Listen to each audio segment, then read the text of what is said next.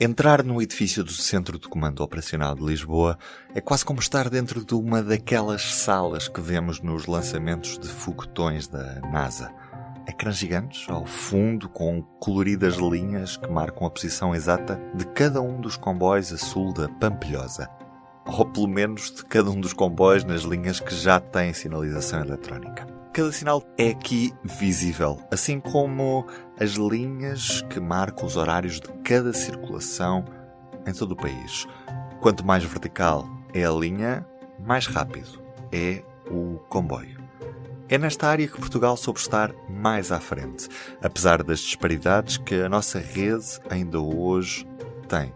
Entre o RTMS, que será introduzido na nova linha de Évora, e o cantonamento telefónico que teima ainda em existir, há todo o intervalo tecnológico que mostra uma rede e também um país a várias velocidades. Hoje, o Sobrecarris está no Braço de Prata para uma entrevista com Carlos Fernandes.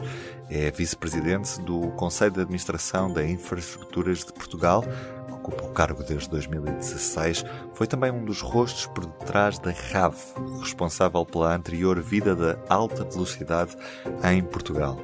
É licenciado em Engenharia Civil pelo Instituto Superior Técnico, com um mestrado em Transportes na mesma instituição. Na IP tem a pasta do transporte ferroviário e é nosso convidado hoje num Sobrecarris especial gravado aqui no Centro de Comando Operacional do Braço de Prata, em Lisboa. Carlos Fernandes, o que é que explica que depois de olharmos para estas instalações do CCO, bastante modernas, representam do melhor que se faz neste setor em termos tecnológicos, ao mesmo tempo olhamos para zonas do país que têm linhas envelhecidas com sistemas de exploração que são do século passado ou até antes disso. Como é que um sistema tão tecnológico pode coexistir com um sistema que está completamente ultrapassado e porquê é que em 2023 ainda não conseguimos resolver esta dualidade na nossa rede? O estar ultrapassado tecnologicamente pode efetivamente haver tecnologias mais avançadas. Agora há uma coisa que temos que garantir sempre. Os sistemas que temos implantados na nossa rede ferroviária garantem aquilo que é o seu objetivo principal, que é garantem a segurança sempre.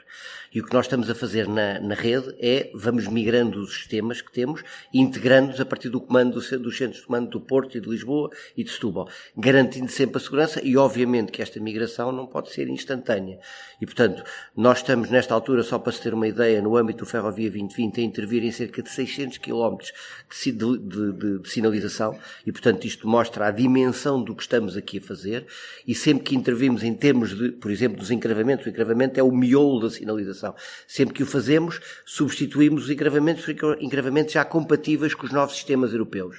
E estamos a instalar nas linhas que já existem e que têm sistemas mais antigos, os novos sistemas de sinalização.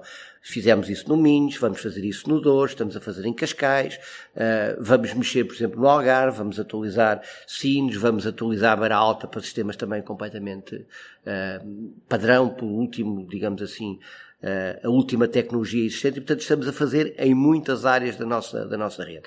Efetivamente, no âmbito deste plano, vão ainda faltar alguns troços, poucos, que não migraram ainda, mas que vão migrar no plano seguinte e passarão a ser também comandados a partir daqui do CCO. A CEO da TAP foi na semana passada ao Parlamento dizer que a pressão política era uma constante na empresa.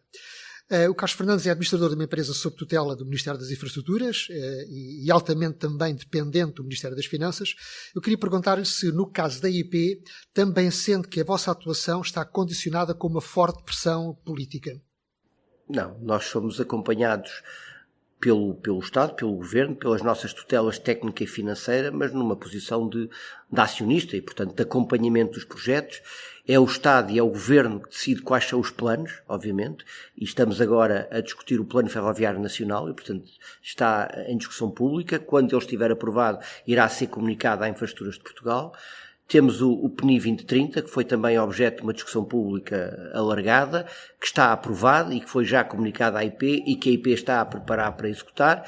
E antes disso houve o PETI 3+, ainda num governo anterior também, que houve uma consulta alargada, uma consulta pública alargada e uma vez aprovado foi comunicado à IP. Então estás a dizer que não há de facto uma pressão política forte para que, em relação aos grandes atrasos que têm tido os projetos ferroviários, para que se acelere e se recuperem esses atrasos? Não, relativamente aos grandes atrasos, e depois nós podemos fazer isso, eu acho que e podendo parecer estranho aquilo que eu vou dizer, não acho que estejamos muito atrasados. Acho que fomos imprudentes quando comunicámos um cronograma em 2016. E comunicámos um cronograma totalmente desajustado e totalmente otimista, fruto daquilo que era, digamos aqui, alguma inexperiência de mercado que se viveu durante os anos anteriores, e podemos ir mais à frente a este tema. E, portanto, face a esse calendário, estamos efetivamente totalmente desajustados, totalmente atrasados. Face ao tempo que as obras e os projetos estão a demorar, não estamos desajustados daquilo que é a prática normal e a prática internacional. Agora, efetivamente, cometemos uma imprudência grande ao comunicar um calendário que efetivamente não estava suficientemente trabalhado. Isso foi uma imprudência técnica ou uma imprudência política? Imprudência técnica, reparem, e podemos ir por aí, só para termos a perspectiva e o enquadramento. Portanto, o PETI 3+, e o Ferrovia 2020 que estamos a executar, no fundo é fundado no PETI 3+. O PETI 3+, teve efetivamente uma longa discussão pública, desde 2013 a 2015, e ele é efetivamente aprovado em agosto de 2015. Nessa altura houve eleições, o governo mudou, e portanto o novo governo começa aí por outubro, novembro. O Orçamento de Estado também sai relativamente atrasado e o novo governo, o PETI 3+, na área ferroviária foi renominado Ferrovia 2020, mas manteve-se praticamente inalterado e nem outra coisa poderia acontecer, porque se tivesse alterado esse programa nós não teríamos condições de executar com os fundos comunitários. E efetivamente, na altura, o governo da altura pediu à IP que se comprometesse com um calendário de execução desse programa Ferrovia 2020. E a IP, efetivamente, desenvolveu um calendário e não houve propriamente, daquilo que eu sei, eu não estava na IP, mas daquilo que sei, não houve uma pressão para ser este ou aquele calendário. Foi a IP que efetivamente avaliou, analisou e propôs um calendário. E era um calendário, como eu já disse, totalmente desajustado. Nós temos prazos de execução e podemos ver mais à frente aquilo que nós propusemos relativamente, por exemplo, à linha do Douro, que estávamos em 2016 e dizíamos que em 2019 tínhamos a obra pronta. Isso é impossível em qualquer lado do mundo.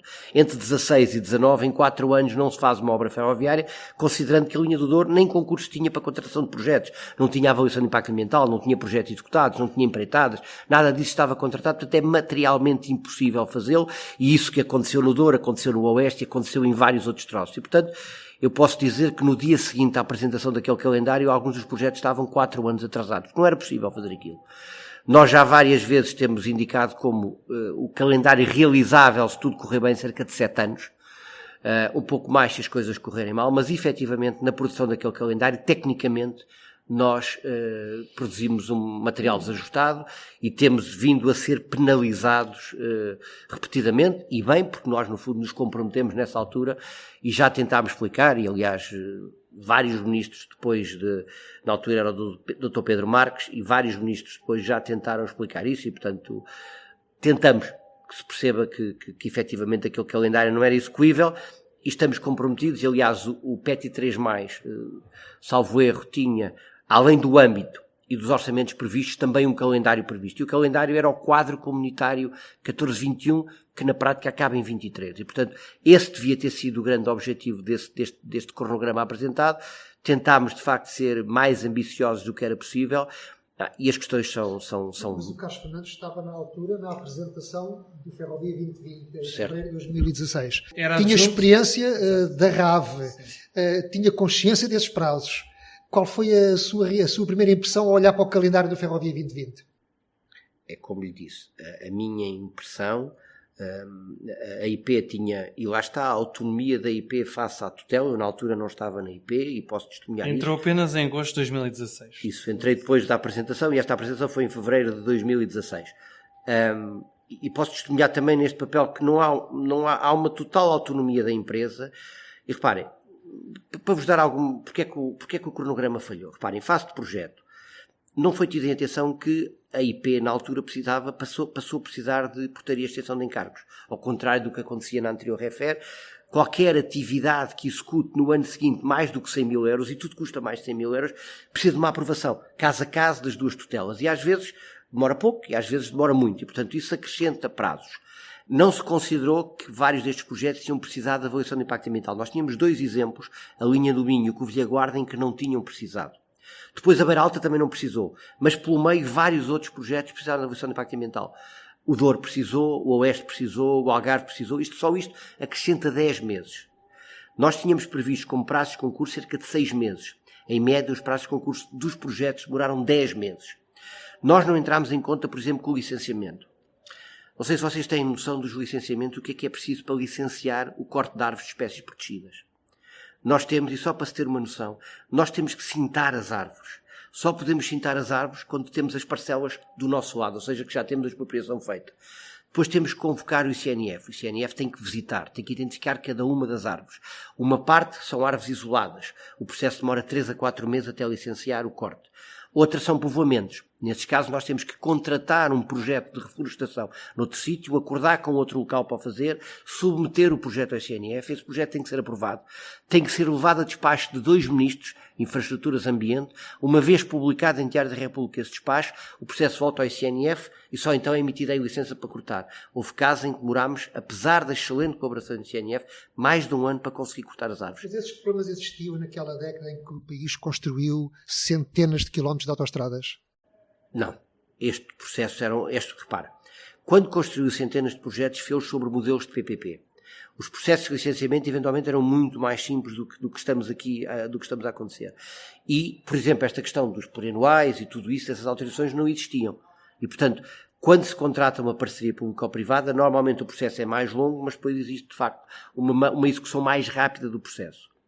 Mas nós tivemos estas questões todas que não estavam efetivamente na gênese daquele processo. E depois tivemos vários outros problemas, obviamente também tiveram a ver connosco. Reparem, para vocês terem uma ideia, entre 97 e o início da crise, até 2010, 2011, nós executávamos de investimento por ano, em média, 350 milhões de euros.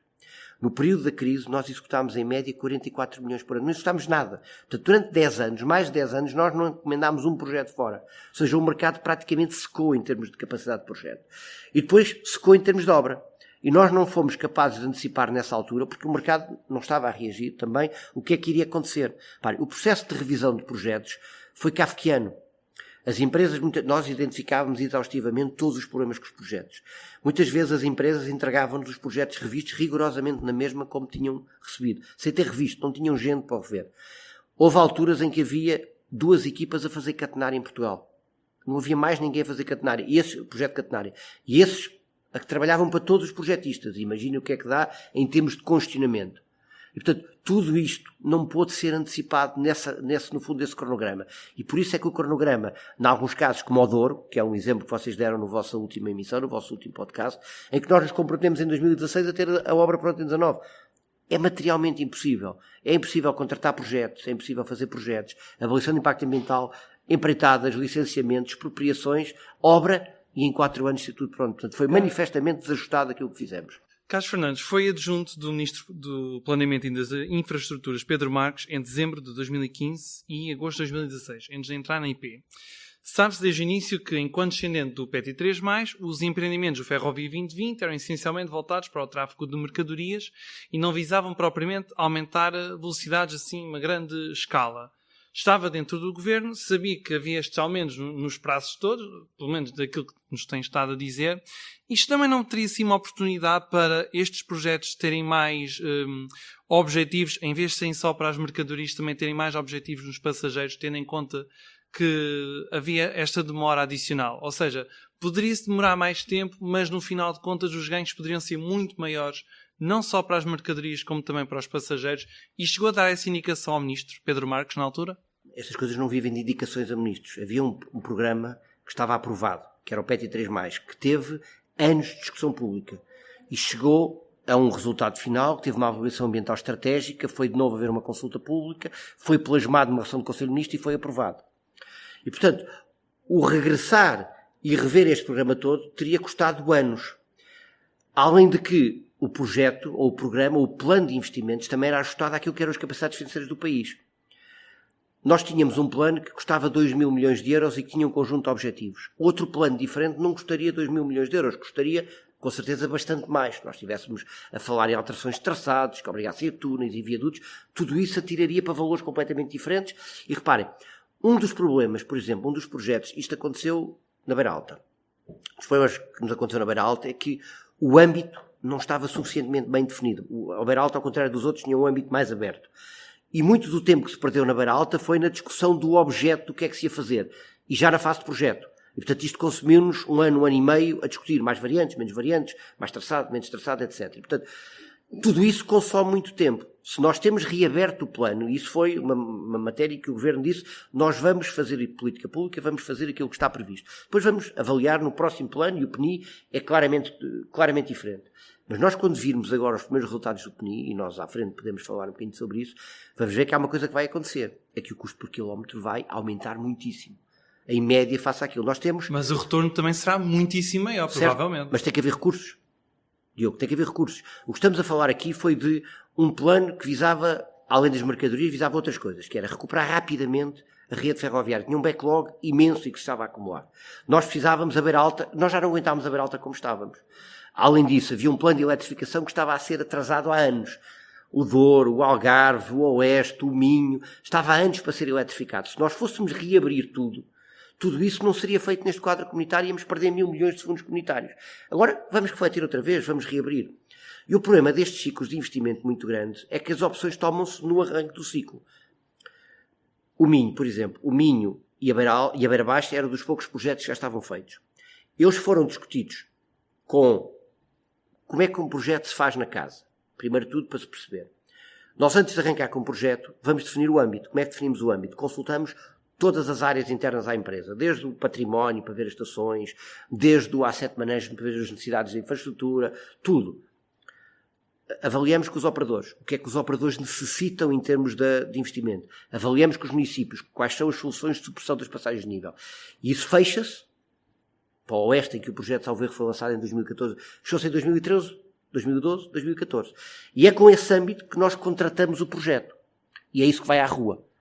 E depois arranca o projeto, faz o projeto, faz sempre... Se a meio deste ciclo há alterações em termos do processo, ou seja, um caso que foi muito falado das plataformas do Minho, de repente, porque o modelo de exploração da CP muda, e faz todo o sentido mudar, de repente há uma informação já a meio da obra a dizer agora precisaríamos de plataformas um pouco superiores, um pouco maiores, um pouco mais tensas. Nós já não conseguimos introduzir isso em termos do processo. Portanto, tem que haver um novo ciclo de investimento, pode ser obviamente muito mais curto, porque estender as plataformas é muito mais simples do que fazer uma obra de modernização. Só não conseguimos, no meio de uma obra pública, chegar lá e dizer, olha, agora onde era 60 metros, passa... Não conseguimos, isso não funciona. Por isso é que nós, no início de um processo, recolhemos toda a informação de todos os stakeholders para materializar em termos de projeto. E depois executamos o projeto e depois executamos a obra. Mas sabemos que a tutela financeira não é ágil e esta necessidade de termos sempre duas assinaturas para qualquer ato de gestão torna sempre as coisas muito mais complicadas. A IP tem tido a preocupação de nos pôr essa dificuldade provocada pela tutela? Ou neste momento não é isso que o preocupa mais? Isso faz parte do funcionamento da máquina pública. Como sabem, os orçamentos de Estado são anuais. E, portanto, uma coisa que importa em termos da definição dos orçamentos é as responsabilidades futuras. Ou seja, se o Ministério das Finanças não controlar as responsabilidades futuras, significa que quando chegar a 2024 já tem tantas responsabilidades que o orçamento não tem flexibilidade. E, portanto, o que se passa é que essas responsabilidades futuras são sujeitas à aprovação. Isto é normal. O problema é que elas são muitas e numa empresa como a IP, em que praticamente tudo custa mais de 100 mil euros, o processo é mais... Mas deixe-me só dar-lhe nota disto, porque isto também está a mudar. Este Ministro das Finanças, o Dr. Fernando Medina, a proposta que nos fez foi criar delegação de competências para estas autorizações. E, portanto, a IP já recebeu uma primeira delegação de competências para a despesa corrente e, portanto, quer para a rodovia, quer para a ferrovia, já temos autorização para sermos nós a aprovar a delegação de competências, obviamente, até um determinado teto. Recebemos agora há dias que vai ser publicada uma nova delegação de competências para terminar todas as pequenas atividades que faltam do Ferrovia 2020, ou seja, nós IP vamos ter autorização para sermos nós a aprovar as portarias de extensão de encargos para tudo o que diz respeito ao Ferrovia 2020. E está em análise, esperamos nós que final, uma delegação de competências também para aprovar aquilo que é PNI 2030. Ou seja, por um lado, os projetos que ainda faltam do PNI 2030, porque nós já lançámos quase todos os projetos, aliás, nós tínhamos uma delegação de competências para os projetos do PNI 2030. O que é que aconteceu? É que o Governo alterou e quando altera o Governo, a delegação de competências cai. Nós tínhamos lançado quase todos e faltaram alguns. Faltou o Oeste, faltou o Douro, faltaram mais 3 ou 4, Estação do Oriente e, portanto, caiu. E agora estamos a negociar uma nova delegação de competências que preveja não só os projetos, como o lançamento das primeiras obras que estão já prontas para se lançarem. Acesso ao Porto de Leixões, acesso ao Porto de Setúbal, vendas novas, quadruplicação de Couto Mil Hermesinde, esses estão prontos para lançar. que é uma grande diferença face ao Ferrovia 2020. Enquanto no Ferrovia 2020 nós tínhamos 2 projetos prontos, e eram os mais simples de todos, tudo o resto teve que ser feito depois. O que é que nós quisemos antecipar no PNI 2030? Nós tínhamos o Minho, tínhamos o Covilhã Guarda e tínhamos aquela rive da linha do Norte, Pampilhosa. Ao gestor de infraestrutura compete gerir a infraestrutura e executar os investimentos. Institucionalmente, é ao IMT que compete assessorar e aconselhar o Estado em matéria de planeamento ferroviário. Mas quem tem vindo a cumprir essa missão é a IP. Acha este modelo correto, ou uma vez que, até já tendo sido já assessor governamental, acha que o Estado deveria ter uma entidade independente para planear a ferrovia em Portugal? Carlos, eu só posso falar por aquilo que vivi diretamente. Portanto, eu não sei como é que se passou o PET 3+, mas aquilo que sei é que toda a gestão desse planeamento foi feita fora da IP. Portanto, a IP estava representada nesses grupos de trabalho, a CP também, mas eles foram presididos, salvo erro das infraestruturas, até foi presidido pelo presidente da CP. Portanto, foi fora na altura da REFER. O Plano Ferroviário Nacional, que é aquele que temos vivido agora mais recentemente, está a ser coordenado diretamente pelo Governo. Aliás, o atual Secretário de Estado era o coordenador desse plano, e quem fazia o trabalho, digamos assim, depois de acompanhamento, era o IMT. Portanto, a IP disponibilizou a informação, mas nunca foi a IP a garantir esse processo de planeamento. Ele está entregue e bem entregue ao IMT, e não foi a IP que fez isso. Portanto, por isso é que a IP tem-se abstido de fazer qualquer tipo de comentários em termos, por exemplo, do Plano Ferroviário Nacional. Quando ele vier a ser aprovado, ele será com certeza comunicado à IP para o executar, e é assim que tem funcionado. E, portanto, o IMT provavelmente vai ser dotado ainda de mais capacidade do que aquela que tem, de mais recursos humanos. Mas reconhece que, seja qual for o ciclo económico, qualquer novo ministro da tutela fica sempre um pouco nas mãos da IP mediante os projetos que já existem. Não, porque repare, o que está a acontecer agora é exatamente o contrário. Aquilo que estava há pouco a referir-vos é que nós o que estivemos a fazer em termos de projetos foi o que está previsto no PNI 2030. Ou seja, nós estamos a antecipar projetos do PNI 2030. O PNI 2030 já vem ser discutido há vários anos, não é? E, portanto, nós já temos algumas obras do PNI 2030 em curso, nomeadamente a linha do Voga, a linha de Vendas Novas, que já fazem parte desse processo. E depois temos qualquer coisa como 12 projetos ou em elaboração inconcluídos, que já estão a avançar e que fazem todos parte desse programa.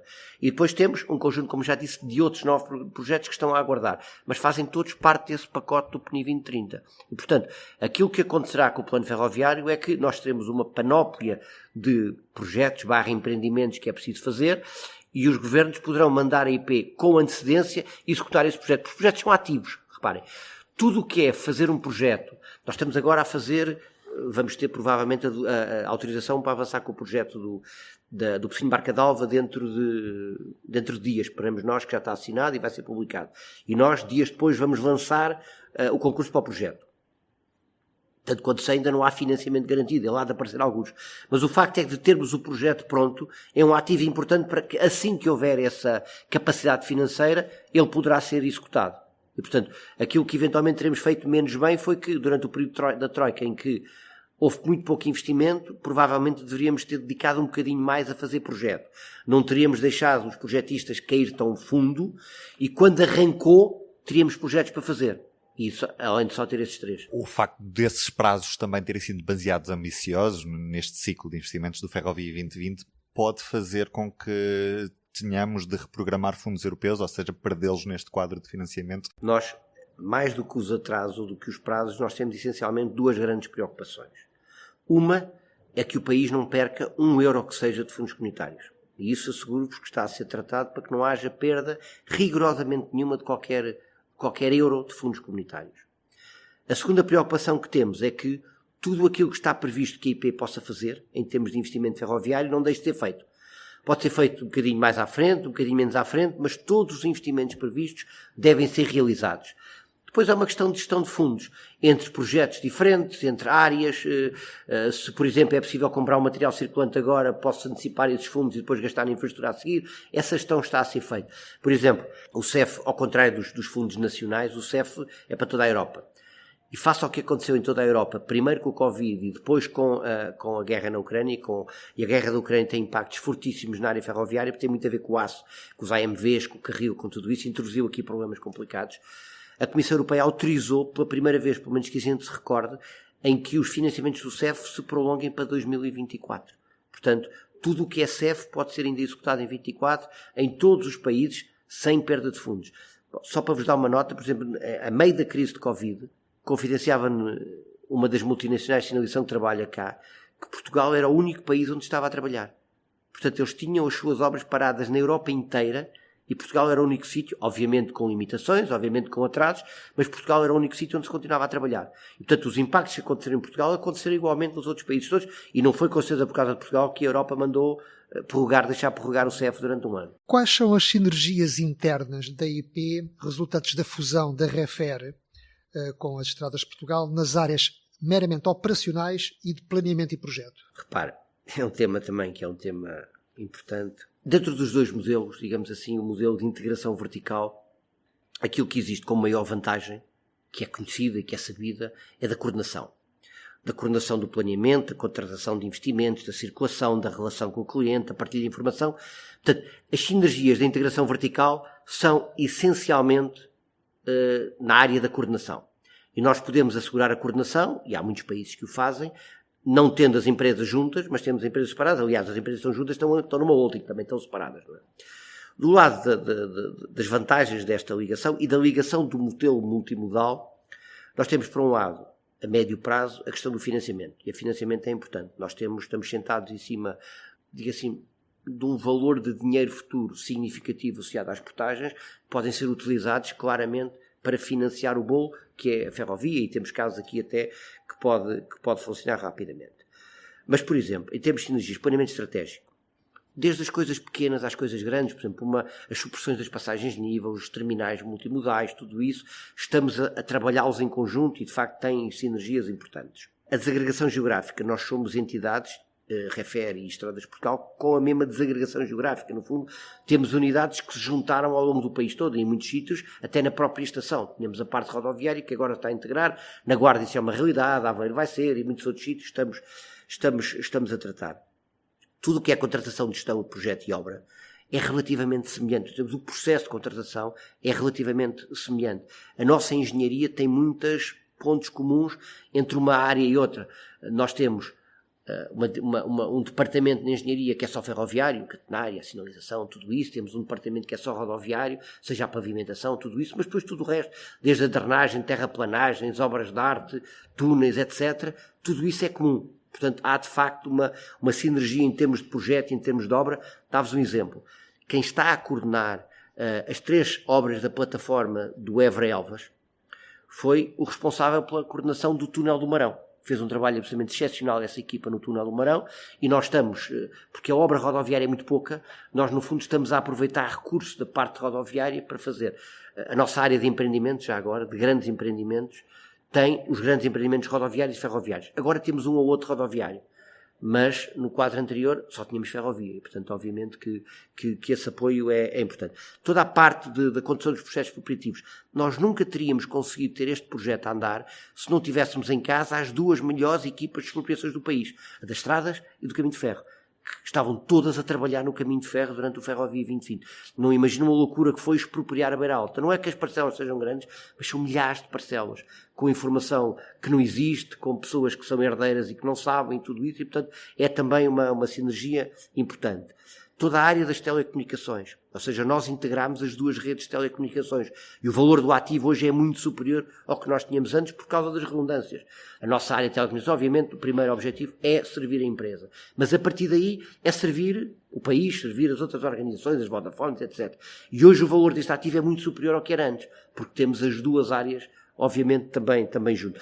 A área de gestão de ativos. Nós hoje temos uma área de asset management que faz uma análise detalhada de todos os ativos, quer rodoviários, quer ferroviários, desde 2016, porque temos escala. Nós nunca tivemos, nem na REFER, nem na EP, capacidade, nem condições para fazer isso. Hoje temos, no fundo, a condição do ativo da via, por troços de via em toda a rede. Do ativo, das obras de contenção, da catenária, das subestações, tudo isso está mapeado e sabemos isso como está. E essa é a base do nosso plano de investimentos. Ou seja, o nosso plano de investimentos em termos de infraestrutura começa no asset management. É a partir dali que detectamos qual é as necessidades de investimento, e elas depois, obviamente, têm que se enquadrar dentro daquilo que é o plano orçamental que nós temos, a gestão de património, a gestão de cadastro.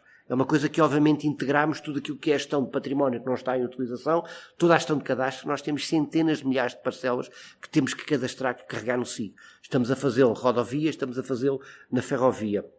A articulação com as autarquias é essencial. Por exemplo, as passagens de nível novamente é importantíssimo isso. Portanto, há aqui um conjunto de sinergias muito importantes nesta organização. Por falar em servir o país, PETI 3+, Ferrovia 2020, PNI 2030, os planos sucedem-se e no final os portugueses têm uma sensação que há coisas que eventualmente se fazem, outras não se fazem. O que é que impede a IP, num exercício de transparência, de democracia mesmo, de criar uma plataforma eletrónica em que cada cidadão lá em casa possa acompanhar estes projetos a par e passo, para saber como é que as coisas vão e não é? E para toda a gente estar ao mesmo nível de informação. Para a informação, primeiro, não fica, como eu disse há bocado, um dos nossos principais objetivos é que nada fique por fazer. Nós podemos atrasar, podemos não fazer logo, mas a ideia principal é que, além de não se perderem fundos, que nada deixe de se fazer naquilo que está previsto. Mas os portugueses sabem disso. Um português comum o que apanha o comboio todos os dias, o que precisa do carro para ir trabalhar. Eu não sei se o português comum A informação é colocada no site das infraestruturas de Portugal à medida que vai havendo consignações, adjudicações, mas é uma informação dispersa. A nossa questão é, por que não ter um site onde cada empreendimento anunciado, qualquer pessoa a qualquer momento saiba um ponto de situação de cada um desses empreendimentos? Bom, nunca foi pensado, mas isso também obriga a ter recursos e a ter alguma disponibilidade de capacidade para fazer isso. Foi uma matéria que nunca foi pensada, é uma coisa que se pode refletir e que se pode tentar. Hoje em dia as plataformas existem, são mais simples. Nós não temos nada automatizado dessa maneira, portanto é uma coisa que é preciso carregar, digamos assim, à mão. E obviamente consome recursos. E como porque vocês a IP imaginam, já tem no site da IP, já existe alguma informação sobre as obras, mas não está propriamente concentrada, está muito dispersa. A ideia seria reunir num só ponto, não é? Por exemplo, ferrovia2020.pt, e a pessoa sabe como é que vão as obras na Beira Alta, se vai realmente reabrir em novembro, quando é que vão ser lançados os restantes concursos no Douro, aparentemente já foram assinados, mas já falamos sobre isso, como é que estão as coisas no Algarve, quando é que acaba mesmo o Évora Elvas. Esse é assim um site em que pudesse reunir tudo. Pronto. as informações que estão disponíveis são aquelas que são contratuais, não é?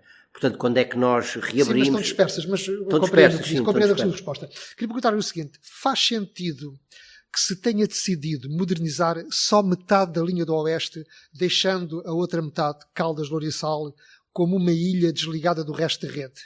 Qual foi o propósito dessa decisão? Quem é que ganha em que o Oeste não seja logo em sede Ferrovia 2020 e tenha que ser necessário esperar pelo PNI 2030? Quem é que ganha para que o Oeste não seja uma verdadeira alternativa à linha do Norte? Acho que ninguém ganha e perdemos todos. Agora, é um bocadinho como a pergunta do Diogo há pouco, porque é que nós não migramos já aos sistemas de sinalização todos? Porque temos que fazer isto aos poucos. Nós temos nesta altura em obra qualquer coisa como 1.300 milhões. E o mercado já não está a reagir a isto. Já não há meios para o país fazer isto tudo. Só para vos dar uma nota, já não existem equipas de catenária disponíveis em Portugal. Portanto, há equipas de catenária que já estão a vir da América do Sul para conseguir fazer os 500 km de catenária que nós estamos a fazer. E, portanto, aqui o que aconteceu foi que, na altura, eu acho que isto já vem do PETI 3+, penso eu, mas também aí já não consigo se vem do PETI 3+, se já foi Ferrovia 2020. Aquilo que foi definido foi uma intervenção entre Melessas e Caldas e na segunda fase fazer Caldas-Louriçal. Agora, também vos digo que essa estimativa de investimento inicial que existia para o Oeste era qualquer coisa como 70 e poucos milhões de euros no arranque do PETI 3+, e o investimento no Oeste, para fazer rigorosamente o que lá está, são 150 milhões de euros. E, portanto, o país também tem os recursos financeiros que tem. Nós, salvo erro, temos 40 milhões de euros de fundos comunitários para essa obra, porque a parte de Lisboa já não é financiada. Agora, se calhar o troço seguinte vai ter sorte, porque aquilo que é o objetivo e, digamos, com que se vai fazer o projeto do Caldas-Louriçal já é bastante mais ambicioso do que foi no Melessas Caldas. Quão ambicioso? Nós fizemos vários exercícios em termos do que é que se fazia sentido em termos de aumento da velocidade, e a proposta foi fazer um padrão mínimo, não quer dizer que haja troços acima disso, fazer um padrão mínimo a 160 km por hora. Acima disso, nós teríamos que abandonar praticamente uma grande parte da linha, teríamos que sair dos troços onde passamos atualmente e, portanto, achou-se que era demasiado. Não quer dizer que não haja troços que vão acima de 160, mas como padrão mínimo é os 160. Ainda sobre o Oeste, já agora, como é que o gestor de infraestrutura vê perante uma decisão governamental de construir de raiz um centro hospitalar no Oeste, que está neste momento em processo de decisão, um grande centro hospitalar, como é que a IP vê a eventualidade de esse grande polo gerador de tráfego ficar situado junto à linha férrea, ou seja, junto dos vossos clientes? Para, Carlos, eu acho que há com certeza, e é uma matéria obviamente que não domino, há de haver vários parâmetros, vários drivers para escolher a localização do hospital. Um deles há de ser a proximidade aos centros de transporte, às estações. E sobre esse aspecto, não tenho dúvidas que deve ficar junto. Imagino que haja outros inputs, outros drivers, outras variáveis de decisão que não só esta.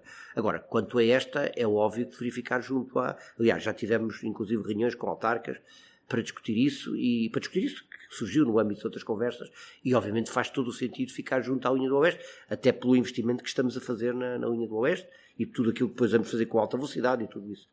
Mudando do Oeste para o Voga, o Governo decidiu que esta linha, a linha do Voga, era para ser integralmente modernizada para poder aumentar as velocidades e servir melhor os passageiros daquela região. Só que, observando o terreno, o que parece é que está a ser feita uma modernização assim um pouco low cost, ou seja, aparentemente as atuais travessas de madeira estão a ser substituídas por outras travessas de madeira. Pode clarificar o porquê desta opção? Ou seja, não pode parecer que é uma obra para poucos anos. Nós temos que ver os dois lados da equação. Nós temos um trabalho de modernização da linha do Voga e temos um orçamento que foi dado à IP para executar essa modernização da linha do Voga. E o orçamento que foi dado ao IP são 100 milhões de euros. Esses 100 milhões de euros compreendem a automatização de todas as passagens de nível, compreende a renovação de via integral em todo o percurso da linha do Voga, inclusive o troço central, que o Governo decidiu que devia ser reaberto ao tráfego comercial, e a eletrificação, provavelmente não a 25 mil, mas a 750. Portanto, estas três intervenções já ultrapassam os 100 milhões de euros. Temos também uma intervenção que é importante, que é levar a linha do Voga de novo até à estação de Espinho, até à estação da linha do Norte de Espinho. Vamos prolongá-la, provavelmente desenvolver um apiadeiro junto à parte da feira e, portanto, ter aí um acesso direto para quem vem para a feira. Agora, tudo aquilo que é alterações de traçado da linha do Voga atira para valores de investimento de outro tipo, de outra escala.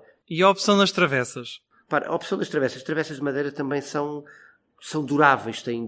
Mas muito menos que umas travessas de betão, provavelmente. Não, particularmente. E aqui, nós não temos nenhum modelo homologado de travessas de betão para aquela bitola. E, portanto, o processo demoraria bastante tempo. Mas quando diz que iria atirar para valores muito superiores, isso teria a ver com quê? Os 100 milhões que estão previstos no PNI 2030 para a linha do Voga não permite qualquer alteração de traçado? É apenas mexer no que existe e fazer uma RIV? É fazer uma RIV. Repare, automatização das passagens das PNs, estamos a falar de 70 PNs, estaremos a falar de 15, 20 milhões de euros. A renovação de via, estaremos a falar de seguramente qualquer coisa como 20 a 30 milhões de euros. E depois temos a eletrificação daqueles 70 km a 750, que é uma coisa que nós dominamos pouco, que é uma solução mais de metro, mas que a avaliação com a CP foi que é a solução mais interessante para aquela linha. Precisará de múltiplas subestações a 750 e terá custos na ordem de 50 a 60 milhões de euros. Agora, qualquer alteração de traçado, para, o que limita a velocidade na linha do Voga são as curvas sucessivas. Qualquer intervenção, não vale a pena intervir nesta curva porque logo assim reduzimos. É uma intervenção, e nós estudámos um bocadinho isto quando foi a questão de mudar para a Bitola Ibérica. E a conclusão a que se chegou, sem nunca ter avançado demasiado, é que é outra linha. Ou seja, a linha deixa de passar naqueles sítios. Para ter outro traçado, tem que passar noutros sítios. Porque ela não consegue, no fundo, ajustar-se com aquele traçado. Mais a norte surgiu a ideia de classificar a linha do Douro como património da humanidade pela Unesco. A IP apoia essa eventual candidatura da linha do Douro a património da humanidade? Claro que sim. A IP tem como missão executar aquilo que é o investimento que está previsto em planos. Fomos muitas vezes questionados sobre o Porcinho Barca d'Alva, por que não fazê-lo. O Porcinho Barca d'Alva, até há pouco tempo, nós não tínhamos nenhuma instrução para o fazer e, portanto, não podemos fazê-lo. Recebemos a instrução para concretizar e avançar com o projeto. Estávamos a aguardar, tínhamos tudo preparado para isso, temos o processo preparado para lançar, a autorização, como já disse, deve estar a dias de sair e o projeto será lançado ainda este mês, o concurso para o projeto. E, portanto, nós apoiamos naquilo que é a nossa missão, que é desenvolver as infraestruturas para facilitar esses outros processos. A linha do Algarve, no cronograma do Ferrovia 2020, era a última a ser terminada. Se tudo tivesse acabado, acabava já mesmo até em 21. Porque é que o empreendimento do Ferrovia 2020, que era o mais fácil de realizar, porque já tinha sinalização eletrónica, bastava eletrificar, o traçado não é complicado, e tendo vantagens tão grandes para o operador, porque poderia libertar-se a sul do Tejo praticamente do material diesel, no entanto, porque esta opção por guardar este empreendimento para o fim do Ferrovia 2020? Nós não guardamos nada para o fim, repare. E vou-lhe dizer de cor, não tenho aqui à minha frente os valores, mas salvo erro, nós fomos autorizados a lançar este projeto, o concurso de projeto, em 2017. Os 2 troços, salvo erro 16 e 17, salvo erro. Depois disso, o projeto foi-se desenvolvendo. Um dos consórcios que estava a fazer aquele projeto tinha ganho também o Oeste, Setúbal, e aí nós tivemos que dar algumas prioridades e, portanto, quando houve atrasos, nós facilitámos o projeto do Oeste mais cedo do que antes. Como é que explica que no Algarve aquele tronco muito sobrecarregado, que é o Faro Tunes, não tenha sido prevista a sua duplicação? E, segunda pergunta, sê-lo-á em sede do PNI 2030? Repare, mais uma vez, não somos nós que definimos o plano de intervenções. Esse está definido e nós recebemos esses planos. Portanto, não somos nós que definimos. E o âmbito da linha do Algarve, que está lá, aliás, a linha do Algarve até, ou do Pétio, antes do Ferrovia, até teve a discutir se havia fundos ou não havia. O que está lá é muito claro. É a eletrificação. Repare, o Algarve estava tão, digamos assim, tão curto que nem passagens de nível tinha previsto na candidatura a fundos comunitários. Portanto, nós só estamos a suprimir 2, 3 passagens de nível nos 2 troços. Tem, de facto, um orçamento muito curto para aquilo que existe e um âmbito muito curto. O que é que nós estamos a fazer? Estamos a eletrificar, estamos a construir uma subestação, não estamos ainda, porque estamos à espera da autorização, mas vamos construir uma subestação do lado de Olhão. Estamos a estender as plataformas para permitir que o Intercidades lá vá em várias das estações, e estamos a fazer isto em paralelo pela DRF. Estamos a rever a sinalização e o convelo nos 2 troços, sendo do lado de Tunes Lagos a sinalização era uma sinalização muito simplista. Na altura houve um acidente e decidiu-se avançar com uma sinalização e ela de facto foi muito simples e tinha de facto algumas reduções de velocidade porque só tinha sinais num sentido e portanto foi uma matéria que não ficou prevista, mas a CP também não tinha serviços que não parassem, portanto não era muito impacto. Nós agora, ao eletrificar, fomos rever isso. A questão é que o custo de intervir naquela sinalização para adotar das funcionalidades que nós queríamos era de tal forma oneroso que nós desistimos e vamos lançar um concurso público. Estamos à espera agora para lançar um concurso público para introduzir uma sinalização nova. Não vale a pena investir 6, 7 milhões de euros numa sinalização que está praticamente obsoleta. E, portanto, vamos for uma sinalização de raiz, já compatível com o ETCS e estamos só à espera para fazer esse concurso. Portanto, sinalização do lado Tunes Faro nova, eletrificação, Faro Vila Real de Santo António também, eletrificação. Então, mas acaba de me dizer que nas próximas décadas vamos continuar com aquele congestionamento entre Tunes e Faro, que é o tronco principal da linha do Algarve. Repare, nós até hoje, e isso pode ser desencadeado por pedidos de capacidade que não sejam, que nós não possamos responder. Nós não temos pedidos de capacidade não respondidos. Portanto, até agora nós não temos o troço congestionado. Obviamente que o serviço que é prestado por uma linha de via única é pior do que de via dupla por causa dos cruzamentos que existe, não é? Mas não está em plano, e mais uma vez o plano não somos nós que o fazemos. Repare, outro problema parecido com esse, a linha de Guimarães. A linha de Guimarães também tem o limite do serviço que presta, é aquele, não pode prestar mais do que aquele. A duplicação, caso seja possível, permite incrementar. A linha do Algarve tem vários troços e se calhar não é preciso duplicá-la todo. Eventualmente uma solução como a Oeste, alguns desvios ativos. Exatamente. Portanto, é uma matéria que não está neste plano, mas a pior coisa que pode haver é a gente misturar isto. Agora vai atrás e vai desvir. Então, para tudo. Agora, no próximo ciclo de investimento, pode muito bem haver desvios ativos que são complementares ao que estamos a fazer na linha do Algarve. Carlos Fernandes referiu o excesso de ambição no início do Ferrovia 2020 no planeamento, mas entretanto, quando fechou a linha da Beira Alta, não foi assim há tanto tempo, mas já há algum tempo, anunciou apenas 9 meses de fecho, entretanto estendeu, agora estava prevista a reabertura em novembro deste ano 2023, está em condições de garantir que a linha da Beira Alta vai reabrir em novembro de 2023, ou a obra está bastante atrasada e se está, o que é que falhou? Eu só faria, Ruben, uma pequena nota. O calendário inicial não foi demasiado otimista ou ambicioso. Foi um tiro ao lado. Foi claramente um tiro ao lado. Nós não tínhamos a informação que deveríamos ter para produzir um calendário daqueles. O que é que se passou na Beiralta? A Beiralta é de facto uma obra muito grande. Acho que vale a pena uma visita à Beiralta para se ver o que está lá, o que estamos a fazer. Estamos a fazer uma intervenção muito profunda na Beiralta. E o que é que se passa essencialmente na Beiralta? O projeto de facto é ambicioso. E faltam meios. E os meios locais estão totalmente esgotados, utilizados. Nós não conseguimos incrementar mais aquilo que é, no fundo, a intensidade de meios na Beiralta. Não há trabalhadores, é isso. Não há trabalhadores, não há mais equipamentos. Eu volto a dizer, nós temos qualquer coisa como 1.300 milhões em obra. Isto é muito para Portugal. Não sei se alguma vez tivemos uma dimensão de obra, um volume de obra desta grandeza. E repare, o que é que está a acontecer? Qual foi? Faltam meios. Depois tivemos um pequeno incidente que foi aquelas chuvas que tivemos ali em dezembro, janeiro. Nós tínhamos a via toda desmontada. E, portanto, aquela chuva que caiu rebentou com muito do trabalho que tinha sido feito. E, portanto, atrasou-nos ali um bocadinho. Agora, a aposta que temos e o que está definido, é a reabertura no dia 12 de novembro. Estamos totalmente comprometidos em reabrir a linha da Beiralta no dia 12 de novembro.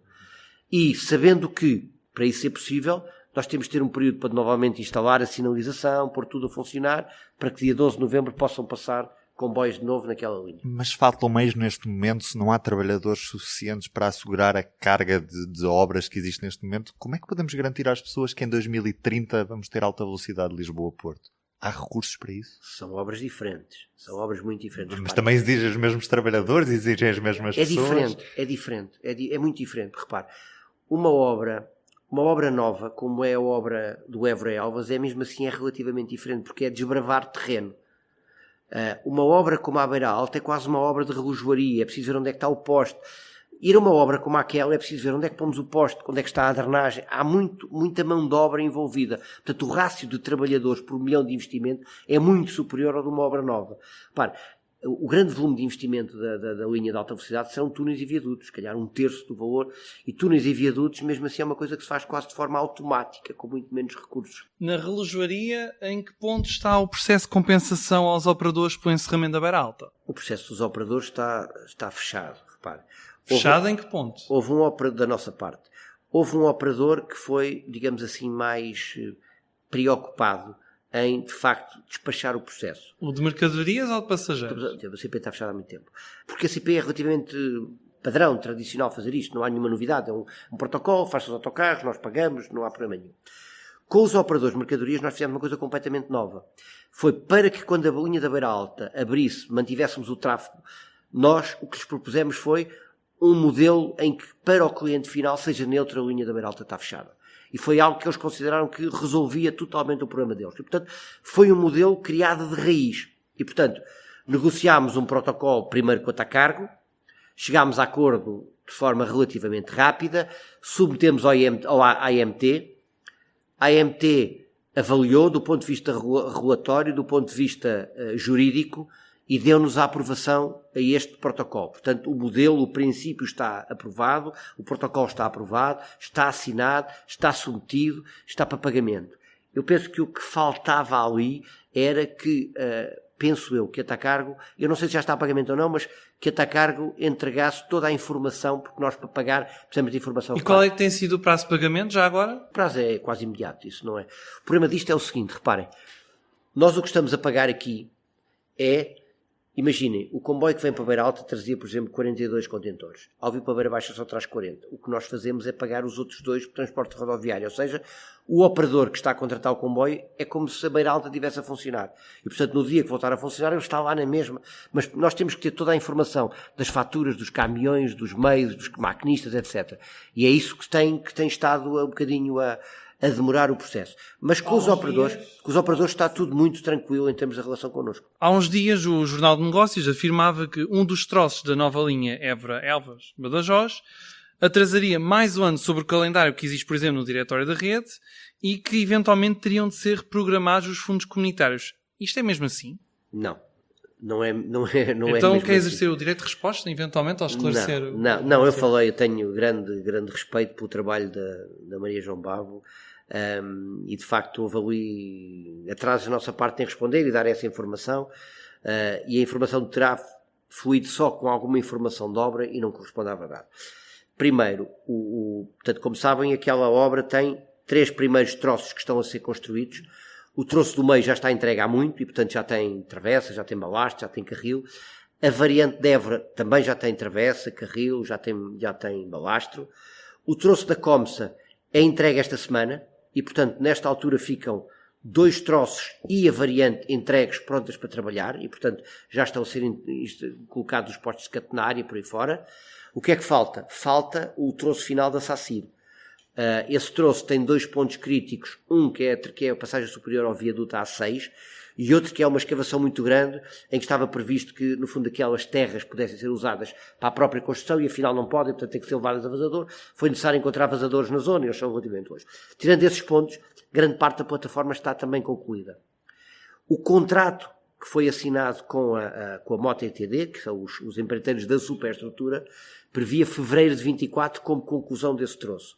Como há efetivamente aqui algum atraso relativamente à entrega da plataforma final, pode haver aqui alguma derrapagem face a fevereiro, mas será uma derrapagem que nós consideramos que é... Mas ainda no final de 2024, esta linha está totalmente pronta para ensaiar e já com comboios? Não, muito antes disso. O nosso compromisso é, e a que estamos a trabalhar, é que no primeiro semestre de 24 as obras estejam concluídas. Depois há aqui uma matéria nova para nós, que é a certificação de uma linha nova, com um conjunto de sistemas novos. É preciso ter comboios que vêm equipados com sistema de sinalização. Não sabemos ainda se podemos, no fundo, ter a autorização de entrar em funcionamento de segurança por componentes, ou seja, ter comboios a funcionar e não com a eletrificação, depois com a eletrificação, depois com o convélio e com a sinalização e mais tarde com a ETCS. É uma matéria que temos que ver. Agora, a obra, o nosso compromisso é fechar a obra no primeiro semestre de 24. E eu acho que ainda este ano será possível fazer viagens de ensaio nesta linha. Há pouco, quando falava na Beira Alta e noutros projetos atrasados, punha um pouco do lado dos empreiteiros as dificuldades logísticas que justificavam os atrasos. Eu queria perguntar se do lado da IP tem técnicos suficientes para gerir os projetos em curso e planeados. E, em simultâneo, perguntar qual tem sido a taxa de retenção de engenheiros contratados para a ferrovia nos últimos 3 anos. Do nosso lado também temos efetivamente problemas e não propriamente do número de recursos humanos. Aquelas 4 grandes empreitadas entre Pampilhosa e a Guarda são 4 troços, 4 empreiteiros e 2 fiscalizações, uma entre Pampilhosa e Mangualde e outra Mangualde e Guarda.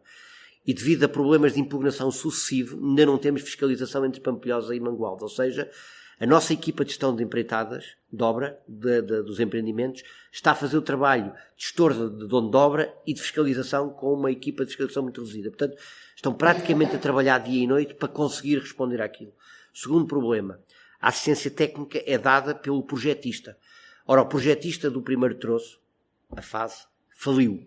E, portanto, deixámos de ter assistência técnica para aquele troço. Ou seja, todas as questões que surgem em obra, que é preciso alterar, que é normal numa obra destas, estão a ser feitas pela nossa engenharia, pela nossa equipa de engenharia, que estão também debaixo d'água a responder a isso. Depois tivemos um outro problema a nível de expropriações, ou seja, de parcelas que não estavam identificadas, e foi preciso fazer. A pergunta era sobre qual é o ponto de situação do recrutamento de novos engenheiros por parte da IP. Não, isso, nós fomos autorizados, de facto, a recrutar, e estamos a recrutar. Não é fácil recrutar hoje, portanto, antigamente bastava ter autorização para recrutar. Hoje em dia já não é um processo automático e, portanto, falta-nos recrutar alguma meia dúzia de quadros para os empreendimentos. Mas não é muito problemático. Ali o grande problema é, de facto, a falta daquela fiscalização daqueles 2 empreendimentos. Esse é o principal problema. A retenção é uma retenção que é diferente da antiga. Antigamente, quem entrava para a casa não saía. Hoje em dia temos 10, 15% de engenheiros que saem. E porquê? Porque ganham pouco? Porque ganham mais lá fora, essencialmente porque ganham mais lá fora. E, portanto, mas isso acontece com as empresas, mesmo as multinacionais que trabalham connosco na área de sinalização, têm tido dificuldade, estou a falar da Siemens, estou a falar da Talos, têm tido dificuldade na retenção de técnicos. Se eles têm, quem somos nós, não é? Há pouco falou no Ferrovia 2020 um pouco como um tiro ao lado, naquele primeiro calendário que foi apresentado já em fevereiro de 2016.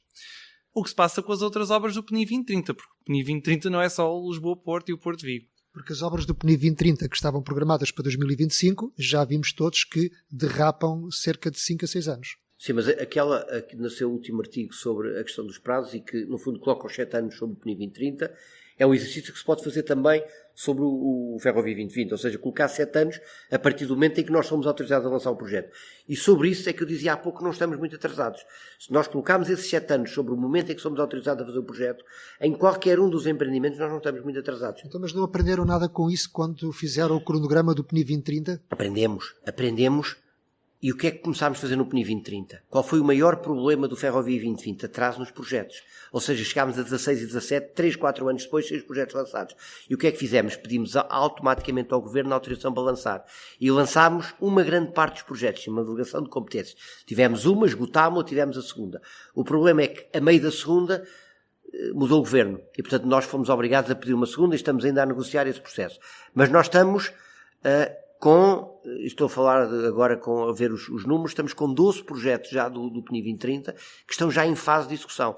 A alta velocidade já foi submetida à avaliação de impacto ambiental toda a primeira fase.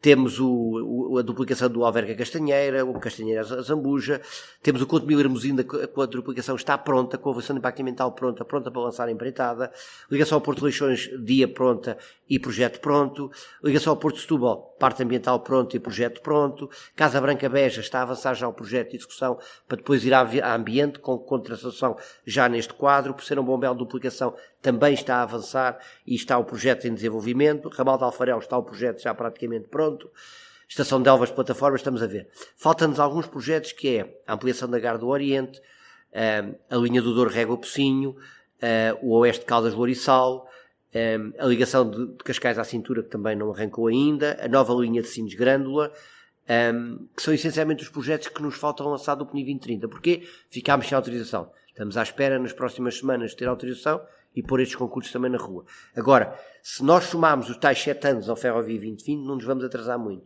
Se somarmos algum destes processos, efetivamente, como tira essa conclusão, alguns já são complexos. Se lançarmos um projeto em 23, com 7 anos, já não é fácil de os conseguir concretizar neste quadro comunitário. A multiplicação de projetos de Metrobus pelo território nacional não são sintoma de uma incapacidade de execução de projetos ferroviários?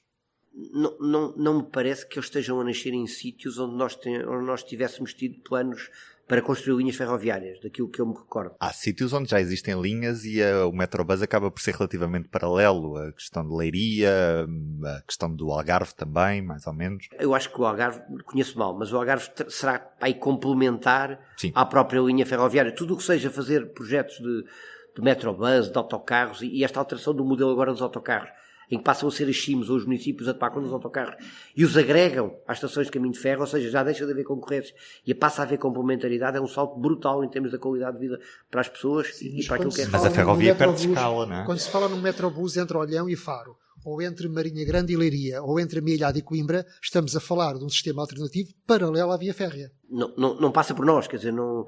Agora, se calhar o serviço que nós prestamos nessas linhas é que leva a que as pessoas pensem nessas coisas, não é? Não há o risco de o autocarro, o BRT, canibalizar o comboio? Não, para já é assim, é uma tecnologia que em qualquer altura se pode levar para outro sítio.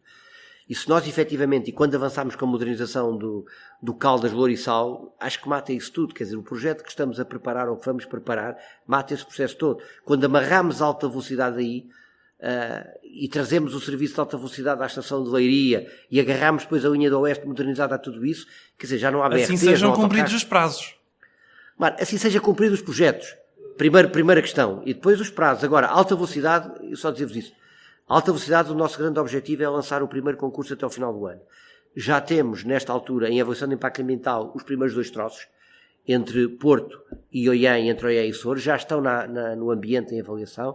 Esperamos até o 3º trimestre ter a dia destes processos e estamos a trabalhar com a equipa técnica das parcerias do Ministério das Finanças a preparar os concursos para lançar o primeiro concurso até ao final do ano. Essa é a nossa aposta.